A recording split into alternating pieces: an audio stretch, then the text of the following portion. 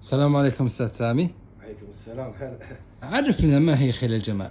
أول شيء هي خيل عربية أصيلة ما يختلفون عليها أحد. رقم اثنين، الخيل الجمال هي تجمع ما بين القوة والجمال، أو تجمع ما بين الجودة والجمال.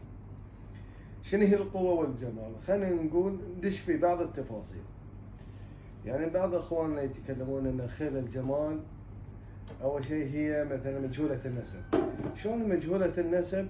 هي عندها بديجري وعندها سلالة موجودة بشهادات النسب يرجع سلالتها ل 1700 أو 1800 ميلادية، وموجود أبوها وجدها جدها من جميع السلالة أو شجرة العائلة، شجرة النسب. ثاني نقطة أن هي تجمع ما بين القوة والجمال. خلينا نتكلم بشكل مبسط وسهل، وأكثر المربين الخيل العربية أو غير العربية بيعرفونها. رقم واحد، خلينا نقول الخيل العربية يبون فيها المناخر الكبيرة، صح؟ صح. ممتاز. المناخ الكبير على أساس تدخل الهواء أكثر، ويكون عملية تبريد حق رئتين على أساس تكون الخيل تروح مسافات أطول، أكثر مسافة تقدر تجري فيها أو تروح المسافة. طبعا كانت الخيل تستخدم قبل وسيلة المواصلات. هذه تجمع ما بين القوة والجمال، حتى في بطولات الجمال يبون مناخر كبيرة. صح. رقم اثنين، أنت بتيك مثلا لحد الآن بني بس هي جمجمة الرأس الخيل. يعني العينين كل ما كانوا أكبر وفيهم سواد صافي السواد، وفي محاجر العين فوق أعلى، أو شنو محاجر العين فائدتهم إذا الحصان يركض، إذا ضرب الهواء في الجبهة العريضة هذه، المحاجر العين يمنع المحاجر يمنعون الهواء من دخول داخل العين. والعين الكبيرة شو يصير عندها؟ يصير إن تقدر تشوف أكثر مساحة، تكون الرؤية واضحة عندها في الخيل. هذه قوة، صح ولا لا؟ صح. في نفس الوقت جمال. ليش جمال؟ لأن الحكام يبون هذه الصفات الموجودة، إن الخيل عندها عيون كبيرة وعندها محاجر عين واضحة وجميلة، وعلى الدليل أنها تكون بارزة، العين تكون بارزة. دائما يقول لك العين بارزة. هذا رقم اثنين. رقم ثلاثة، إن الخدين يكونون بارزين أكثر، طالعين أكثر. ليش؟ يكون الحنجرة يدش فيها الهواء، يكون عملية سلسة لدخول الهواء للحنجرة للرئتين. هذه قوة وجمال. صح. إنزين. الأذان يكون فيهم صلابة، فيهم رقة في صكة، والشعر حتى لو بتروح في البطولات بيقولك ممنوع تحلق الشعر داخل الأذن، على أساس يلاحظون اللي هي صكة الشعر يمنع الهواء دخول داخل الأذن، على أساس لا يؤدي الخيل والغبار يدش، على الدليل أن الخيل تسك أذانها لورا في وقت الجري. تكوينها بشكل سليم حلو، بيكون يسمونها صلابة، وتركيزها سليم، فيكون قوة وجمال. صح. زائدا كل ما كانت الأذن صلابتها أكثر، تركيزها وموقعها سليم، بيكون عندها السمع أكثر وتدويرها أكثر، بيكون السمع عندها لمساحة أكبر للسمع أي جهة عندها، سواء كان العدو ولا غيره. في الماضي أيام الحروبات ما عندهم ذي الأجهزة اللي متطورة وقت الحالي، مثلا لا دار ولا غيره، عشان يعرفون العدو وين وصل. كانوا يستخدمون الأفراس، عندهم الحاسية السمع والحاسية الأشخاص اللي من بعيد جاية يبين عندها أكثر. الأسباب إن الفرس إن تنتج ساعات في الصحراء ظناها يضيع من القطيع، فتعرف من بعد ميل ظناها وين موقعه، فكانت الأفراد تستخدم لادار، فتكون أذانها تركيزها وين، يعرفون. كانوا العرب في الماضي إن هذا المسافة العدو واصل لها، فهذه قوة وجمال. صح. رقبة، خليني حق الرقبة.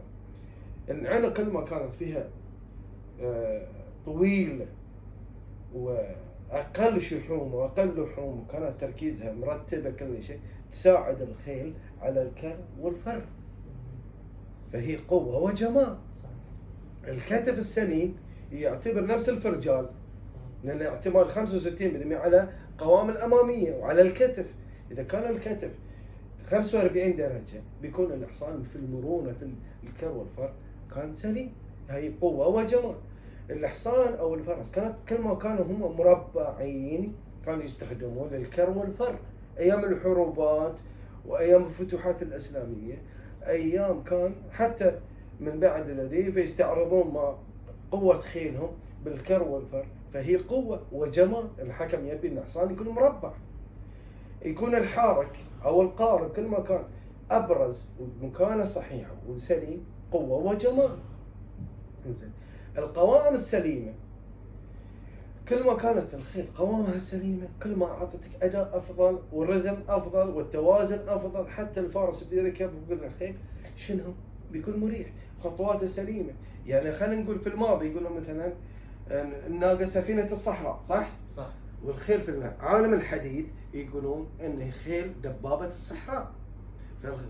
حتى في الشو اذا كان الحصان قوامه سليمه واذا تحرك بيعطيك توازن، بيعطيك دفع خلفي، بيعطيك حركه الكتف شكل دوران شكل سليم. فهذه الاشياء اللي هي تعطيك شنو؟ القوه والجمال. الشوال الخيل مثلا قبل نقول لك المعنقه اللي هي العبيه. العبيه كان يراكبها الفارس فاشارت العبايه في ذي الخيل انه مشوال مثل العلم. زين شنو معناته؟ ترى هذه سبحانه حكمه من رب العالمين واعطى هذا الخيل. شنو معطاه؟ معطينا كل ما مشوال في الخيل العربيه هنا عايشه في الصحراء، مكان ارض قاحله ما فيها مياه وارض حاره، فهي عمليه تبريد فترفع ذيلها فيصير الهواء في وقت الجري فتبرد شنو؟ نصف الخلفي. فهي قوه وجمال ودش في الهويه العربيه. من صفات الخيل العربيه هي شموخ وكبرياء وانفه لما نقول الشخصيه القويه وكيت ودخول بثقه وكيت هذه قوه وجمال. هذا دش في الهويه العربيه. للاسف الشديد في ناس طالعين يتكلمون عن الخيل العربي ان هذه دخيله علينا. شلون دخيله علينا؟ على اساس انه يتكلموا بهذا الخيل. يا اخي تعرف في صفات موجوده في بعض الكتب في حق الأصمعي وفي عبيدة وغيرهم أشخاص في أيام الجاهلية وأيام الإسلام إنه يتكلموا بصفات الخيل العربية. هل هي ما فيها من صفات الخيل العربية؟ بتفق معك، بقول لك أنت صحيح إن هذه مو خيل عربي، ولكن فيها من كل الصفات الخيل اللي فيه ذكرت في الماضي والحاضر في صفات الخيل العربية فيها. أما بيقول لك والله فيها عيوب، لا تطالع للعيوب. الكمال لله، البشرية لرب العالمين اللي فضل جميع الإنسان، اللي فضل الإنسان على جميع المخلوقات، اللي خلى الملائكة تسجد آدم ما خلى البني آدم إنه كامل. الكمال لله. شلون بتي أقل من البشرية اللي هي الخيل الدواب غيره وغيره. لابد إن الخيل هذه فيها نواقص، في قصر في الرقبة، هذه شوي في الرأس، هذه شوي في ذي، هذه في شوي. فأنت كدور كبشري أنت قد ما تقدر إن تأخذ هذا المخلوق الجميل زين إن تحسن من القوة وتضيف عليها وتطور فيها من ناحية الإنتاجية. أنت تأخذ فرس وفحل معين، هو الفحل هل دي الفحل صالح للفرس؟ تطالع من ناحية الجينات الوراثية، تطالع من ناحية التراكيب، تطالع من التناسق شكل العام. هي تطالع اللي هي القوة الأساسية إن ما تستغني عن أي قوة. أما بتيني عن فنس وغير وكيت أما الخيل عامة أي خيل عربية وجميل بتتحرك يمين يسار بيكون مناخرها كبيرة وجبهتها عريضة وعيون بارزة، بيبين إن وبوزها ناعم. مو مقصده إن قلة اللحوم والشحوم في الصوب بالوجه القدام، فيكون يعطيها رقة ويعطيها جمال وقوة في نفس الوقت. عرفت شنو؟ فيبين هنا فيها فنس قوي وكيت. أما بتيك مثلا إن مثلا هذا الخيل غير صالحة، لا صالحة على دليل وايد ناس نزلوا فيديوهات إن الخيل جميلة وتسابق خيل جميلة، ودي على الدليل كان أنتم عندكم وايد خيل أساسا خيل جمال صح، وتركبونها وتطلعون فيها وما تشكون منها لما أي ضعف ولا أي شيء. لا تجيني مثلا تقول لي خيل ما فيها لياقه، ما تركب، تبي تركبها بتطلع فيها ساعه ولا ساعتين بتتعب، لازم تتعب. انت يا اخويا بشر، يا انت يا انسان، اقعد في البيت لا تتحرك، قول لك قم اركب 3-4 كيلو ما بتقدر. صح. صح ولا مو صح؟ فهي عمليه ليق الخيل، حرك الخيل، وهي مخلوقه للركوب وزينه في نفس الوقت. فهي رب العالمين اعطاك قوه وتقدر تتفاخر فيها وتستانس فيها وتستمتع فيها، وفوق تطورها. ما اعطاك رب العالمين ان انت تهينها، لا، هذه مو الخيل، مو مخلوقه ليهان، ولا اي مخلوق ليهان.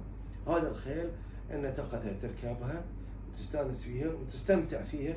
الاستمتاع في جميع الاشياء فيها، في جمالها، في قوتها، في التعامل معها، في اشياء وايد. فاتمنى يعني الناس تفهم المعلومات الصحيحه وتدرس نقاط الخيل الجمال، هل هي فيها ترابط مع قوه ولا لا. لا حد يفتي لي او يتكلم عن اشياء هو يجهلها ما يفهمها. يعني بيجي يتكلم لا هذه خيل مدي وشنو كانت الماضي، اوكي تطورت البشريه، تطورت سيارات كانت قديمه شلون شكلها والسيارات الجديده شنو شكلها، البشريه شنو كانت. يعني بني قبل كان طول عظم ضخامه بالبشر، صار احجام صغيره. صح.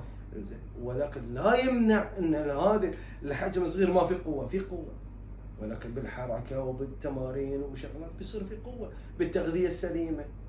انزين، عدل ما عدل؟ عدل. بالنفسيه الطيبه، الخيل نفس الشيء. حتى احنا في تجهيز الخيل للبطولات او اي بطوله كانت، سواء كان فلات ريس، خيل الجمال، قوافز الحواجز، اللي هي الكر والفر.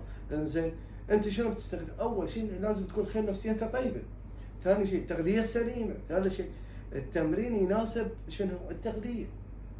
اذا كان الحصان عنده بثلاث الصفات هذه، نفسيته طيبه وتغذيه سليمه وتمارين سليمه، بيعطيك اداء فوق الخيال. صح. هي قوه. على دليل المحركات سيارات، يقول لك هالقد حصان، هالقد حصان، ليش قالوا حصان؟ يعني الخيل اساسا قوه. صح. عرفت شلون؟ اما الفتاوي واللي يتكلمونها الله يستر عليهم. وهذه يا اخونا مرزوق شمري اعطيني نبذه بسيطه من في الخيل، وهي تعريف خيل الجمال. الله يعطيك العافيه.